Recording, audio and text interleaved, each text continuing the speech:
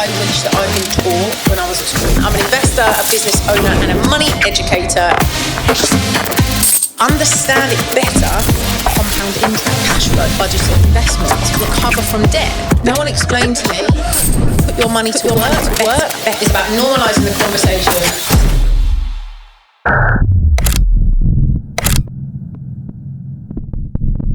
Hey everybody, welcome back to the Money Mechanics podcast. I'm Sarah Poynton, and today we are joined by the very cool Mark Potter. We've been trying to get this episode done for ages, but technology wasn't kind to us, but here we are today, we've made it. So Mark, do you want to just introduce who you are, what you do, and then we can get into this? Yeah, happily. Obviously, you said my name, Mark Potter. My company's Ernest Hardy. I can give you the story about where that name come from later on, but it will take too long in the intro. Various property companies. Smallest stuff is light renovations. Biggest stuff is hundreds of unit developments. Everything in between. And then now I've also got a care company, Ofsted registered care company, but I'm sure you'll dig into that as we get going. Yeah, I'm sure. So let's go like right back. What's your very earliest memories of money as a youngling? Right, I suppose right back to when I was a child and listening to stories from my parents who did not come from money and slogged through. Did mobile discos in the 80s for gay people, and gay people these days are a lot more accepted than they were in the 80s. So no one would do these discos for these gay people. So my parents did it, a bit of a niche all around the Midlands. They're quite well known for it. And they saved up a lot of money and started their own business, like refitting nightclubs and doing bits and pieces like that. So that's my first memory of sort of grafting money. My second memory of anything big happening was when they got a contract for a big brewery company to look after all of their pubs and do all of their refurbishments. And when I was about sort of maybe 6 or 7, my mum was talking to me about things like this contract's worth £3 million a year and things like that. And to put some context over that, when I was 6 or 7, it was a while ago, that would have been early 90s, mid 90s. So they'd come out of the bad crash, the worst one in 2008, nearly lost the house and all of that stuff. So that was my first childhood memories of money linked to me, but not in my control.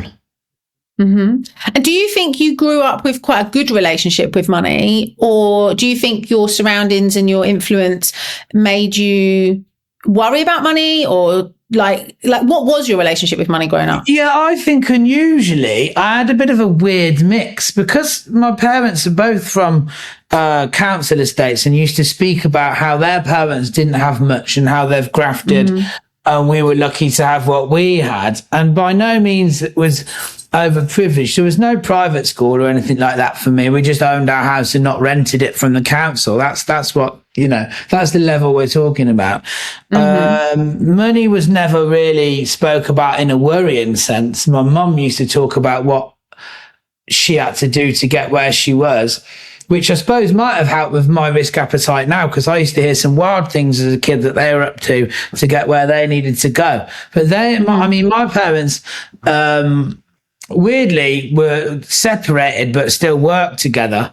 They did. They had a company for years and years, and sort of I was surrounded by that. It's probably where I got a bit of experience from for not really having the desire to work for anyone. So have you always worked for yourself, like since you were young, or did you have jobs along the way? No, I've never had a job. I dropped out of school when I was 14. Didn't really like it. I went to a local school to me. It was all right, mix of kids. Some what you'd call rough, some all right. And school wasn't for me. My kids won't see this podcast because they don't know that yet, because they go to private school and they're not allowed to know that I did that because I don't want to steer them. That's wise. So you started working for yourself from like effectively 14-ish or like moving forwards. And what was the first thing you did to like make your own money? Okay, a very short interruption of the episode, so I want you to get back to listening. I just wanted to remind you that the Money Mechanics weekly newsletter is completely free, and we'll send this out to you every week. All you've got to do is find the link in the show notes and get signed up. When we send this out to you, this weekly newsletter is going to include things that will help you to become a better money mechanic. It could be things like what's happening in the markets, things like budgets, how that's going to impact you. And I'm also going to share a lot of insight into what I'm doing in my own portfolio and in the portfolio of the guests we've got on the podcast to really just help you understand what you could do differently to make your money work as best as it can for you. Make sure you go and find that link and get signed up.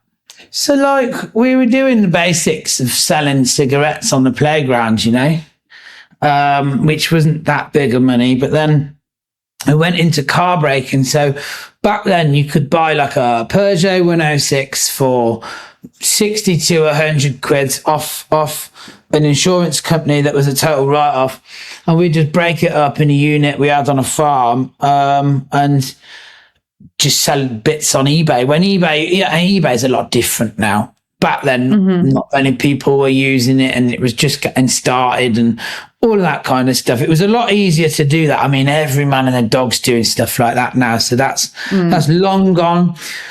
Then I bought a recovery truck, started doing a bit of recovery, because I got my license by then. So we're talking like 17 odd, 18.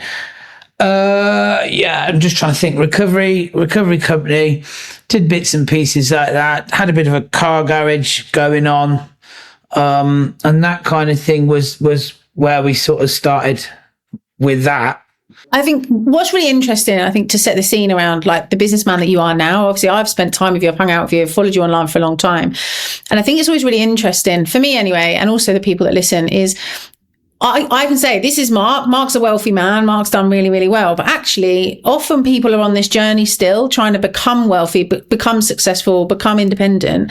And it's actually helpful to hear how people have done that and the journey it took, and also sometimes just how fucking long and how hard you have to work to get to where you're going. Long. So tell us all the things, because I think it matters in context to everything else. I'm like a dog in business years. I'm at retirement age. The amount of time I've been doing it now, you know, like I'm ready to not do a lot anymore. I've got to, but I'd quite like to not do a lot anymore.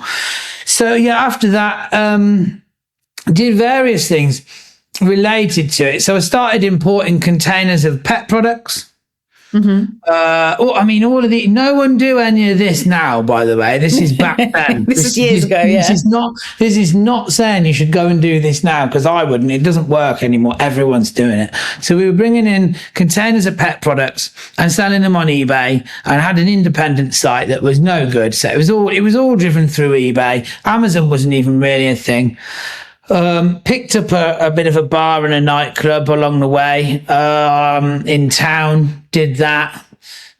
Don't do that either. I mean, everyone knows not to do that now, don't they? We'll keep it evergreen and not talk about our current government, because hopefully this podcast will last longer. Hopefully it'll change.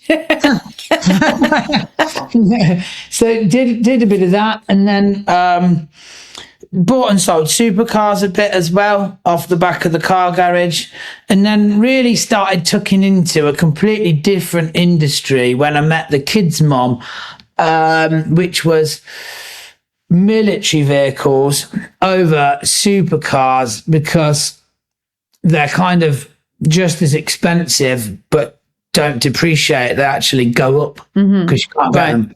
So all of the risk had kind of gone from owning and buying and selling supercars to them not being worth as much as they were if you don't get them gone quick enough, warranty issues and all of that, to going into military stuff that you can just leave in a field and it goes up. You just got to buy it in the first place. So it was ideal. That then led to firearms. So we did not just vehicles, but we did tanks, live tanks, guns, all around the world. We did that. I think there's a film that I always get quoted on, something like Warlords or something. I still haven't watched it. Everyone says watch that film. It's you, don't know. Okay. Couldn't tell you. Then the other guy, that Bruce Compton guy that was dealing in military vehicles, I'll get quoted to be him too. Don't know. Again, probably something similar. But yeah, so that then led on to a civilian gun shop as well as military stuff. So we were just buying and selling normal shotguns and rifles as opposed to the military stuff around the world. That all collapsed with the breakdown of communication and relationships with my business partner that I did it with. And then that went straight into property after that. That stage, kids were in private school then. I had big bills, and then we had to fire everyone on Christmas Eve, which was awful. Worst Christmas ever. Really bad. Kids, no money coming in. So civilian, no, we'd gone past the gun shop. The gun shop had gone. We were on the pub. So we did a land option deal on a pub, split that off, got planning on 2 houses, sold that. That was my first ever property deal. That made me, I think it was about 23 grand in about 4 weeks. Just jumped in, did it. I mean, doing property as much as I do now, that was a dream deal. Jesus, like, you don't get them like that. You can't get a land option, get a bit of planning and come in and out of it that quick. You can't now because planning takes so bloody long now. I know, that gave me a real false hope about how good property is, with time frames and things. But it got me out of the shit anyway, and got the school fees paid, and we carry on with whatever we were doing. Next bit of money came from a remortgage of the family home, and then we just went for it with the buy-to-lets. Bought 14 houses in the first year of normal property, just all buy-to-lets. Still got them all, never sold anything. And that was that back in the days when you could get like 110% mortgages? No.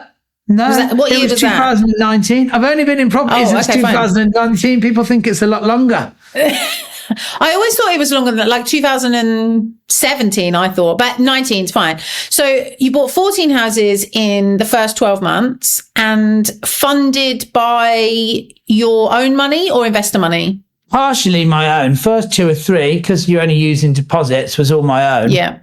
Ran out, but by then people saw what I was up to, which was pretty good at building relationships with the agents and got involved. And we just bought them together.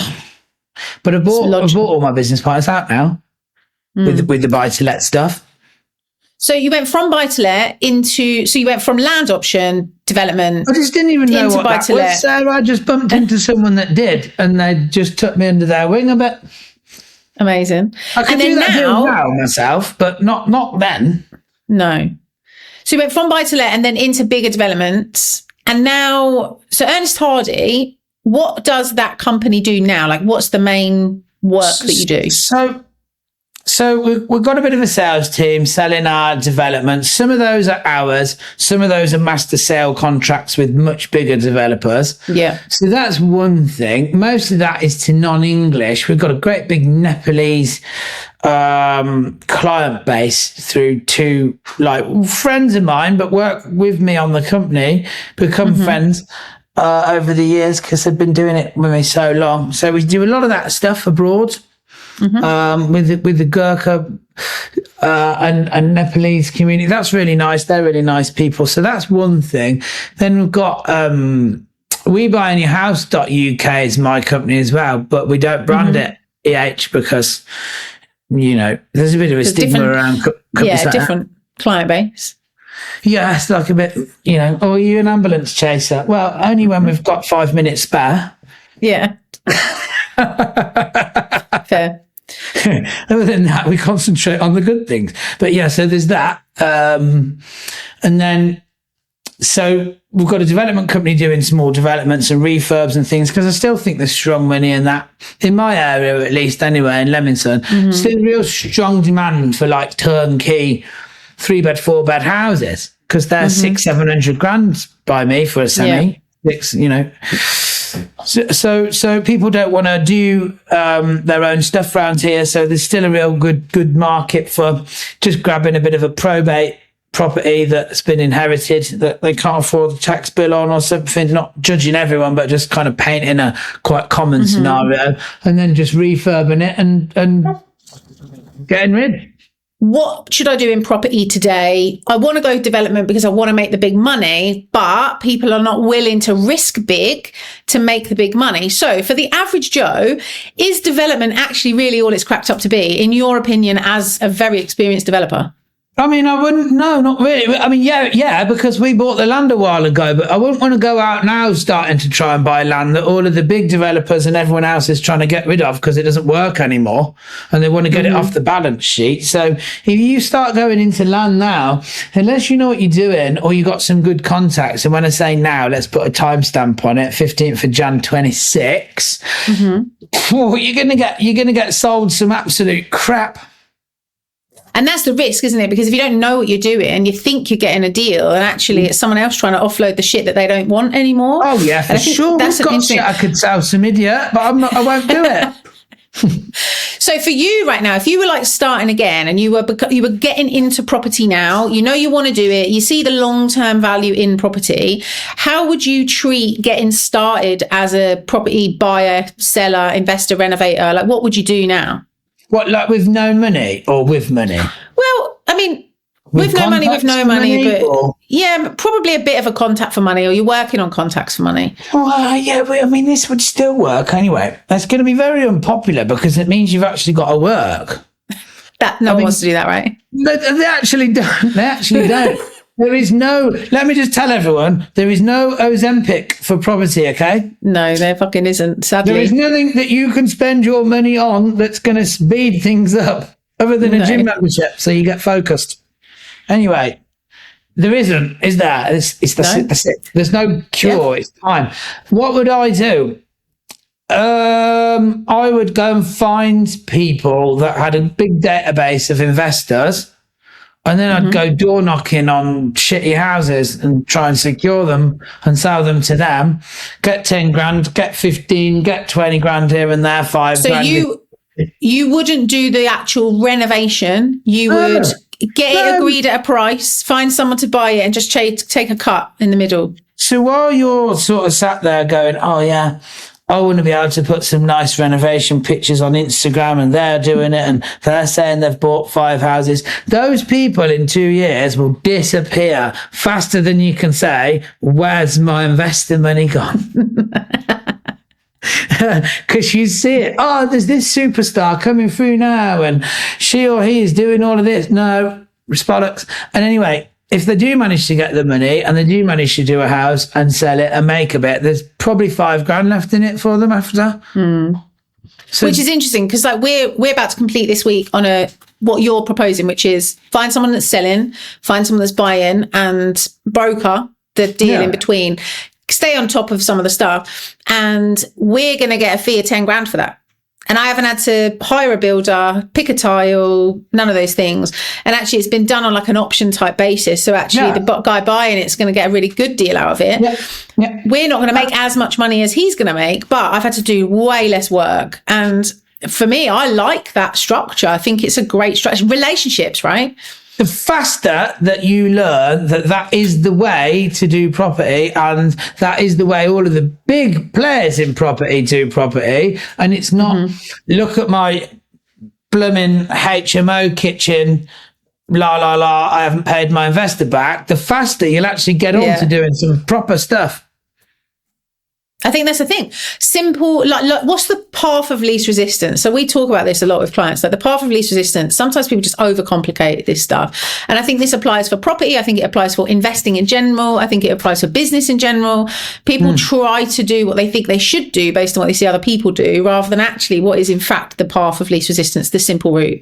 So right now then, you'd be brokering deals in the property market. But I want to touch on what you just said with the path of least resistance, because this is twofold and quite interesting with this matching up a buyer and seller thing. So parts of least resistance or low barriers to entry are just like floodgates of people that can do stuff with no resistance. So let me tell you where the hard bit is. Well, I think the hard bit in this is not the barrier to entry, because you can go and talk to someone with money. You can go and talk to an agent or knock a door or something. That's easy. That's the barrier to entry is that. It's getting off your arse and doing that. So there's loads of people doing it.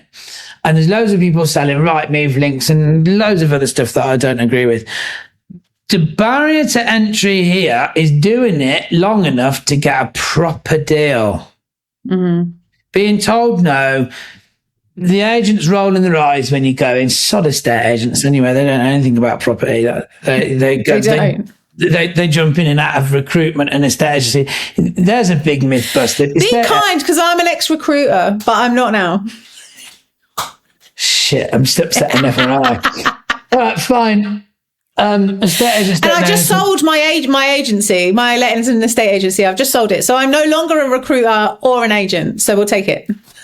Yeah, well, those lot are just a waste of time, aren't they? So they don't know anything about property, and everyone goes, "Oh, I've got to go in and impress the agents." You don't, because next week they won't even be in that agency. Yeah, they don't bother with it. So you literally said earlier, I'll go and knock on doors and I would try and secure properties. And this is something I think people want the shortcut. They don't want to do the marketing. They want to go to the agent that's already done the marketing. And actually just walking down a street and knocking on doors of ugly rundown houses saying, are you interested in selling? Because I want to buy. And just seeing what they say is so like, what's the word? I can't think what the word is. Undersold.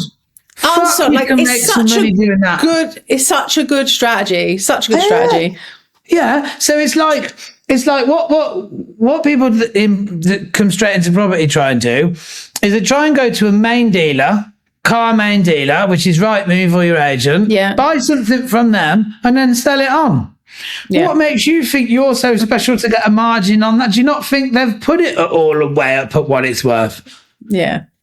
So if you let's talk a little bit about risk, right? Because I think sometimes what happens is people get drawn into different areas within the property space, or even just in the investment space in general, whether it's the markets or crypto or whatever your thing is that you want to invest in. But they get stuck and they don't do it. And often, in my experience, it's they've seen the deal. Actually, it does make money. They're just really frightened to pull the trigger. In all of the years that you've done, what have you learned about the need to take risks? Well, you need to take risks. If you don't want to take risks, go and get a job, which, in my opinion, is more risky anyway, because you're not in control of it. At least when you take a risk for your own company, you're in control of it, or at least a little bit in control of it to the extent of your knowledge. But, you could go in, especially at the minute with national insurance contributions, all of this other crap that's going on. Your job is just not secure, Yeah. It's not. Anywhere. I don't care where you work. Don't care whether it's a blue chip company or probably worse than it is, a big chain, whatever it is that you think is going to be your answer every month to getting 1,000 or 2,000 quid or whatever wages are these days. Bollocks. You need to take some risk. So how do people who are not risk taktakers get comfortable taking risks? Like, what's your advice? Just fucking do it? Or is there... So find someone that is a risk taker and ask if you can spend a bit of time with them. Tell them that you're scared or whatever and be honest. I think half the time people try and make them, when they're trying to get into property, they try and make themselves out to be something they're not, Do you know what? This is something that I learned really early on, and something that I say often now to people that I'm working with. We don't have to be something that we're not. In the early days, I thought I had to be a version of myself that the people I was working with at the time wanted me to be to make them look good. Yeah. Basically, if I'm really, really honest, like that's the case. And when I stripped it back to what do I want and what does success look like to me and what are my skills and what am I frightened of and what am I good at? Actually, that version of me was a really different version than the one I was showing to people. Yeah. And I'd created this version of me that I ended up just not liking very much, not being very happy in, because it wasn't for me. It was for like the optics. Mm-hmm. And I think when you can come back to the simplicity of what do you want, what works for you, what makes you happy, what excites you and all those things, actually taking risk is taking risk, but you can do it in a way that is aligned with who you are, which means the risk is worth taking. So whether it goes right or it goes wrong, you made it on a basis of doing something that was like good for you. My advice is this is terrible advice, but if you're in a job, it's very difficult to get sacked these days with all the employee rights. So take the piss and take loads of days off and build your business up so they can sack you. As long as you don't work for Mark or me, that's the advice. Exactly. Yeah.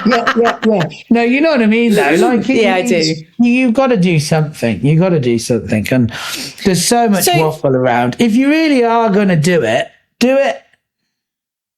So for somebody who doesn't want to do property but wants to start investing, like,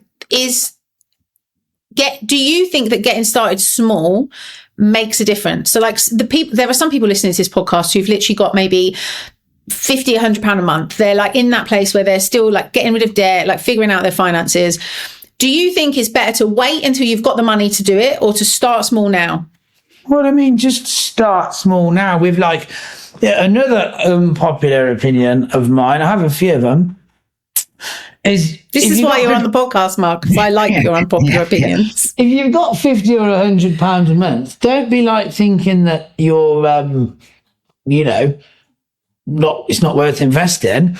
Put it in the S&P 500. Yeah, that outperforms even going to upset wealth managers now. That outperforms every wealth manager on the planet. So fuck their fees. I was talking to a friend of mine this week in Ibiza about this, and she was saying that she's hired a finance advisor to basically choose the funds that her money goes into. And I was saying to her, that's only because you don't know about the fact that you can self-invest, that you don't know when you really look at what a wealth manager's putting your money into, all they're doing is putting your money into the S&P, but charging you for the pleasure and keeping a chunk of the thing. Like, you might as well just put it in. Now, obviously, we can't give you investment advice. We can only tell you what we do with our own money, but the S&P 500. I can tell you not to do it, though. Yeah, for sure. Yeah, wealth managers and the fees that they charge, it becomes quite expensive, and it chisels into your margins quite highly, and ultimately that chisels into how much money you're going to have in the long run. So, okay. I have a lot of wealth manager friends as well. They're going to hate you. Oh, well, never mind. That's what I know. They already know your opinion anyway. It's what I know. It's why I know they're full of shit. They just take they're middlemen. They don't do anything. So, what do you wish that more people knew about money and how it works? I would suppose I'd summarise it and say a job is the worst way of getting more money. It's the least economical way of spending your time to get money, is what I would say about money. So invest on the side of having a job if you're someone who's got a job at the minute, just even just a little bit. Someone with a ton of knowledge for free, for God's sake, because that ain't free. So this is a really interesting thing. So I was talking again recently with somebody, and they were saying to me, I said, go and work and do this. It was like we were at an event, and they were asking me, like, what should I do to learn to do what you do? And they're like, young. And I said, well, why don't you just go and work for someone for free for a minute? Like, go and be the T-boy in the office of a company like mine and just be around people that are talking about it. And he was like, I'm not working for free. And I was like, okay, I get it that you've got to eat, right? And I understand if you live alone, whatever, like, you've got to eat. But could you share a flat instead of living on your own? Is it possible to bring your costs down? Maybe. And then I started to talk to him about all the times in my career that I've worked for nothing. When there's like an event coming to our city or to London or somewhere like that, I'll always message you, organise, be like, what value can I add? Because I want to see this speaker and I want to spend time with you and I want to talk to you about that. But if I ask for a job, you're not going to give me a job. I also don't really want a job, but I want to come and be in that room. So what can I bring to you that will add value to your life? And I think working for free for people is such an underrated way of getting in amongst it. Why? I don't understand why more people don't think about it. I mean, offering to volunteer. Yeah, exactly. I mean, they'll go, I'm going to keep this really broad so I don't upset another genre of people, but they'll go to an event, 1 day, 2 day, 3 day event, somewhere, anywhere, could be trading, could be property, we won't single any of them out, they're all the same, and they'll go and find £5,000 to go on to their next course or whatever, but they won't go and work for someone who's actually doing it for free because they don't see any value. They think their time's too valuable. Well, your time is not too valuable because you don't know fuck all. So how are you valuing And then time? they've got to go and work the hours to be able to create the £5,000 that they've spent. When actually the money doesn't come to them; it goes to there. So in fact, if you'd have worked for free, you'd have learned the knowledge, and you'd have eventually ended up probably with an opportunity. Do you know what you do learn from going to those places that sell courses? You learn how to sell courses. That's what you do. If you really, really pin your ears back and filter all the shit, you'll learn how to sell courses. It's interesting. I love this. So do you think that I already know the answer, but let's ask it. What do you think is the biggest lie that people are told about money and investing?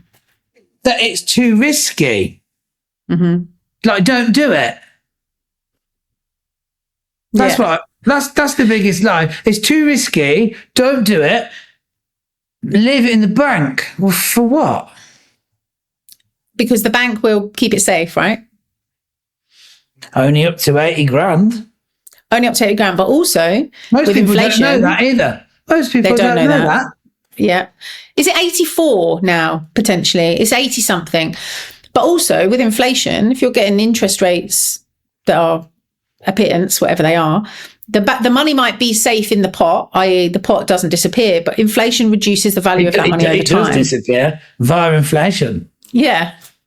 Whereas you could invest with a potential that it will go up. It might also go down, but you've got one side you're guaranteed to lose value and the other side you might not lose value. And yet we've been convinced that this is the better option. I'm fascinated by that because this is too risky and this is a scam. It's mad. It is. If you need to learn two things, don't you? Inflation erodes debt and compound interest, the power of that. Compound interest. Become an expert in those two things. Compound interest is like one of my favorite things to talk about. And not just compound interest in terms of like actual cash, but compound interest in terms of everything you do. Like every visit to the gym compounds over time and gets you a result in the end. Every relationship, every time you check in with somebody that, you know, you can help or support, eventually will create an opportunity for something. Compounding over time and being patient enough to wait for the end result is something that not a lot of people seem to be patient enough to entertain. Do you think that's because we live in a world of instant gratification and actually everybody just wants fucking everything now? Or is it just a misunderstanding? Yeah. That's why I referred to Ozempic earlier. All these body positive fat people, it turns out that they didn't want to be fat, they just wanted a shortcut. It's interesting. I think that I don't understand the Ozempic thing because if it's a medical thing, I do. Anyone that I know that is paying for Ozempic is paying £300 a month for the injections. They're the same people that have told me they've got no money to invest in themselves. And again, there's no judgment, but what you said earlier, people will find money for the things that priority is to them. And actually, if your health and losing weight is an important thing, then fine, that's what you want to spend your money on. But do you think everybody should want to be financially stable and secure? Or do you think actually it's only a small group of people in the world that really should aspire for that? Well, there's an argument here to be all like, oh, money doesn't buy happiness. You don't need money for this. You just need a home full of love and all the rest of it. But you said it right there. You need a fucking home. How are you going to get one of those without money? So I think everyone should have at least some kind of grasp about how the world works to the extent where they can use the system a little bit to their advantage, or else... Yeah. You know, money does, like, there's lots of very wealthy, unhappy people, right? There's no, we absolutely get the feedback on the podcast say, yeah, but money doesn't buy happiness. You're right, it doesn't buy happiness. There's lots of very, very wealthy, unhappy people. I've never seen a sad person in a private jet, by the way. Everyone looks pretty fucking happy when they don't have to share their plane with someone else. With someone else. So, well, Mark, next time you're on your private jet, feel free to invite me and I can see the same. No, I'm not on my private jet just yet. I'm on my journey to a private jet because I don't want to share a plane with anyone. That's fair. That's fair. So has there been a time in your life where you really haven't had money? Like, about where you've maybe taken a risk that really hasn't paid off and it's been really fucking hard? Yeah, loads of times. Jesus Christ, loads of times. Even now, my bills are insane. I mean, no one's going to feel sorry for me with this, but like with VAT and things on school fees, that's like 70 grand a year for my 2 kids now. Mm-hmm. No one feels sorry for me. And you're right, no one will feel sorry for you, but it's reality, right? It's actually, you still got to make the extra money. I could just not send them to private school and take 2 state spaces that cost 7.5 grand a year to the taxpayer each, but that's a whole nother argument. I could just do that. Probably another whole podcast for that, Mark, actually. So I've got outrageous bills because life does creep, you know. When you have nothing, you end up building stuff. I've got nice things around me because I enjoy them, but they cost money. They cost bloody money. So it feels like I'm skint every month, if I'm honest. And I don't mind it. Has there ever been like a really dark time though, like where you've been like, fuck, I'm not sure I'm going to survive this? Or like, when we had to fire everyone on bloody Christmas Eve. Good people as well. I still speak to them because they're good people. But yeah, so to fire in that moment of feeling like, fuck, how are we going to get back from this? What is it in you specifically that you think gave you the fire to go again? Like, was it just failure weren't an option, or do you think you think differently? Like, what is it about you? It's that, you know, I do think I have the fear of being poor, you know. Mm-hmm. It is an actual thing as well. It is a diagnosed thing. I can't remember since clearing all my debt and being in a position where I've got money, I can honestly say the thought of being back there makes me physically I'm like, shit, I will do everything in my power to make sure that that's never a thing ever again, because I remember how it felt. It weren't that long ago, really, like 10 years ago. It scares the shit out of me that is even on the table. Yeah, it was fucking awful. Horrible. Yeah, so, and the thing is, you do have to find something in you to keep going a bit. Entrepreneurs are a bit sick in the head. I would say I'm a bit sick in the head. Yeah. I don't really mind failing, and I'm not really scared of failing because I know I'll pick it back up. I've done it a million times. So my fear of failure isn't completely removed because, my God, I'd do some stupid things. But I will say I'm a big risk taker for sure. So what do you invest in right now? So obviously property, but do you also invest in things like crypto and the stock market and stuff like that as well? Well, I've got the best part of 100 grand stuck in crypto right now.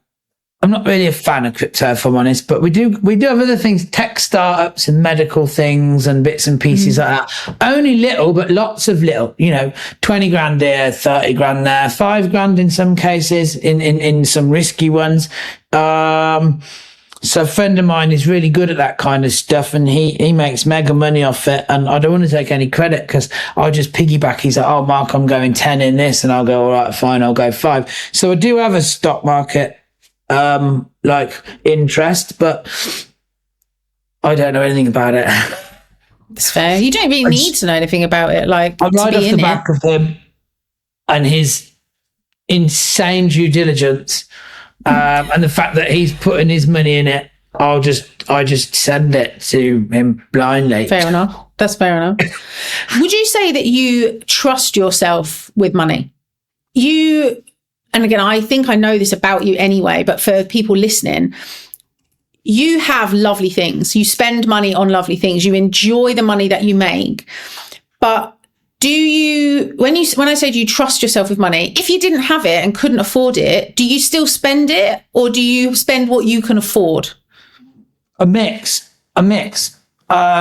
So I'll explain the mix. So through some of my early businesses, they were quite enjoyable, but I never spent any money. It was always like, it's got to go back in. It's got to go back in. It's got to go back in. Some of them fucking failed anyway, and I didn't have them. So now I'm like, pay myself first, get some nice things. Maybe, yeah. So a bit of both. So I do trust myself with money, but now I don't go out spending absolutely every penny that comes in because that's stupid. But I don't hold back anymore. My business could be bigger if I spent less is probably the best way to answer that. But at the same time, tomorrow's not guaranteed. So you have a part of all the money that you're making, you actively enjoy along the way? And when I say my business, I'm talking about Capital, not developments, construction, care, or anything. I'm just the one that cash flows. Could be bigger, arguably, but life could be more boring, But that could also go pop tomorrow, and then what? I've pumped it all in to not bother paying any tax through reinvestment vehicles, and then what? So you might as well enjoy it along the way as well. A bit, yeah. So I do trust myself with it, I suppose, because I do stop. Sometimes I'm like, don't, just don't. That's not for today. It's not for today. Tomorrow, you get on the phone. Hi, guys, any sales in? Yeah, fuck it, I'll have it.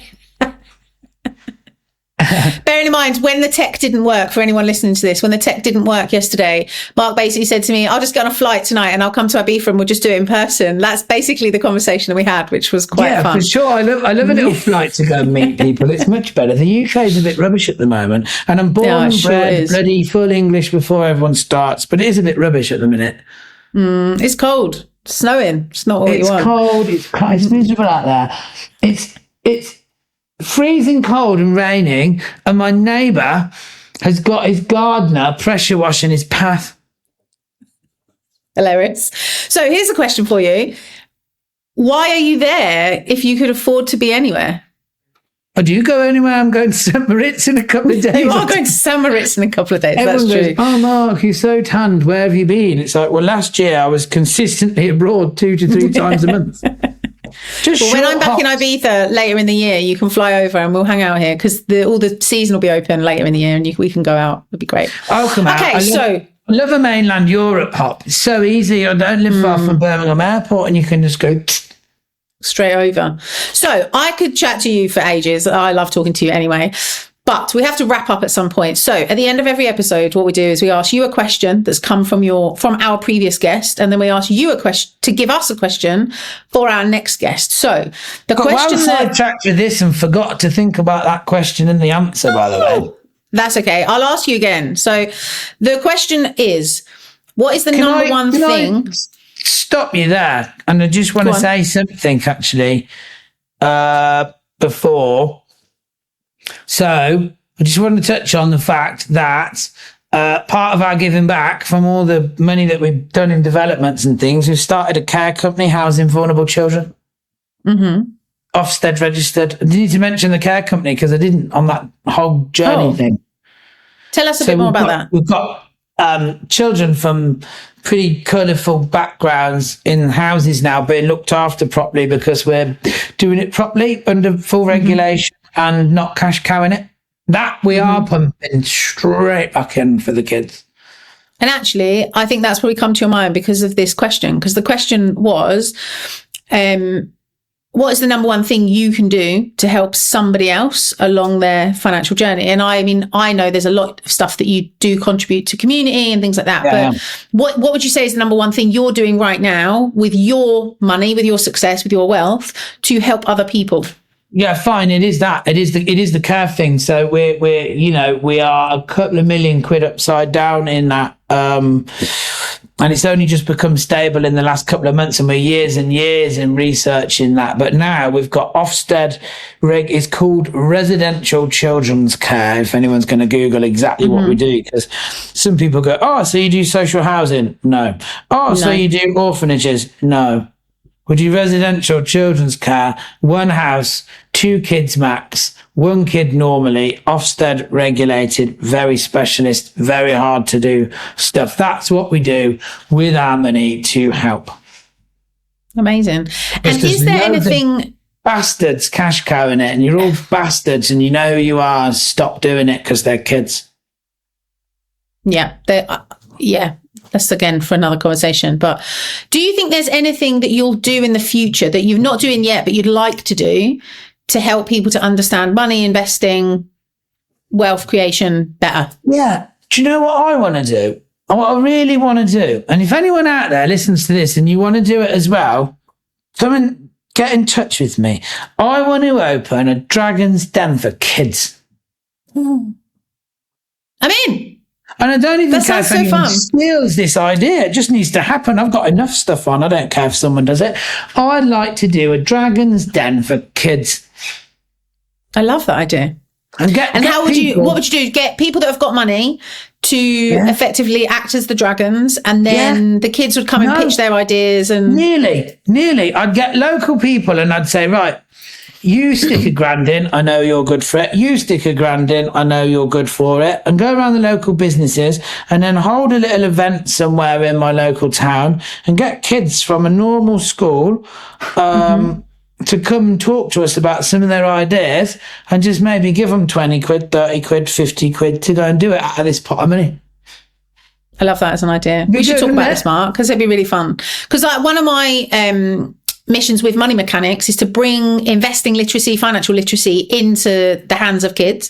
So like young adults, so that what happened to me with debt happened because I didn't understand what credit cards meant, how to budget, all the things. And I ended up financially screwed. And I feel very lucky that I was able to fix that. It's not really luck because I worked my ass off, but I'm in a position now where I don't have that problem anymore. But there's so many young people that I speak to and they're like, I don't know what an interest rate is. I don't know what a mortgage is. I don't know how to do this. Yeah. So actually your idea and my idea of Money Mechanics could in fact work quite nicely together. We could maybe do something on this. Is it? People, little 500 quid, 1,000 quid from your business, chuck it in, be part of it. Go on the branding. We're not going to give you anything for it other than a bit of exposure because it all wants to go to the kids. Or come along and talk to the kids, and let's stop them from thinking they just need to go and work in a shop or something. Have a job. So if there's any investors listening to this that want to chuck £1,000 into a pot where we can invest in startups, but for teenagers, that would be incredible. Do it as a bloody one-off. Get in touch. Do it as a one-off, and if it works, do it again. If it doesn't work. Get in touch with us because we will definitely explore this conversation. Mark, thank you so much for hanging out with me. It's been a pleasure. If people want to get hold of you, how can they get hold of you? Where are you hanging out? How do they contact you? Don't, please leave me alone. Just fuck off. No.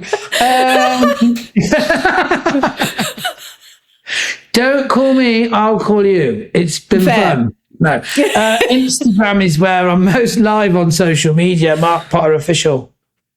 It's an open profile. You can. It's there. I will make sure the link is in with the show notes. Thank you for hanging out with me. It's been fun, and I will speak to you soon. Don't you need a question for your next guest? Oh yeah, shit, I do. Quick, give me that. I got too excited about Dragon's Den, and I just forgot what I was supposed to be doing. I don't actually have one. I'm just trying to think of one now. Brilliant. All right, fine. I got something. It's more advisory than question, but it'd be along the lines of when you're sending something like a pitch or an idea or an email or something like that, if you're going to go and try and work for someone for free or something like that. Yeah. If you wouldn't send it to someone like Alan Sugar, don't send it. So in your opinion, what is the best way to do? So if someone were to approach you and pitch you for something, then how should they do that? Well, they want to say eloquently, I know nothing. I'd quite like to know some of the things that you know. Can I come and chill with you for a few hours? Great. So when we asked, I've done the other, but me, I'd be like, I've just sod off. So what we'll ask the question as is, if someone was to approach you to want to come and work with you or volunteer for you or whatever, how would they get your attention? Yeah, that's kind of not my question, but my question was... You didn't ask a question. I know, it's like if you, when you're sending an email or trying to get an offer or something accepted, if you wouldn't send it to someone like Alan Sugar, don't send it. Why would you do it? Why do people send out mediocre stuff? Yeah. Why are we cutting corners when you could be better? If you wouldn't send it to someone important, why are you sending it to someone that you don't... Is also important. To someone that's not important but is important to you. I don't get it. I will work out how we ask that question, but I'll figure it out. Yeah. And if I think... Mark. Thank you for your time. I appreciate it. I will speak to you soon. Yeah, cool. Cheers. Bye, Sarah. Bye. Thank you so much for getting to the end of the podcast episode. I really hope that you enjoyed it. I just wanted to take this opportunity to remind you that the weekly Money Mechanics newsletter is available to you completely free. This is a newsletter that I'm going to send out every week to just give you some ideas around what's happening in the markets, what's happening at a global level, what's happening at a lot more local level, so that you can better understand what you can do with your money to make it work for you for the future. I'm also going to share in the newsletter what I'm doing in my own portfolio, just to give you some insights into what my ideas are, why I'm making the decisions that I'm making, in the hope that it will help you to make those decisions in your own portfolios as well. All you've got to do is find the link that's with this episode, hit the link and subscribe, and that newsletter will start to come out to you every single week. I'd also really love to take this opportunity to invite you to drop me a review. I love the opportunity of getting to share these podcast episodes with you. It really helps me to better understand how we can do the best job that we can here at Money Mechanics if you tell us your feedback. So drop us a review, tell us the sort of guests that you want, talk to me and connect with me on Instagram, talk to us on YouTube, wherever you are hanging out. Tell us how you're finding it, and we can make this the very best podcast it can be. Thank you again for being such a valued listener. I appreciate you all, and I'll speak to you soon.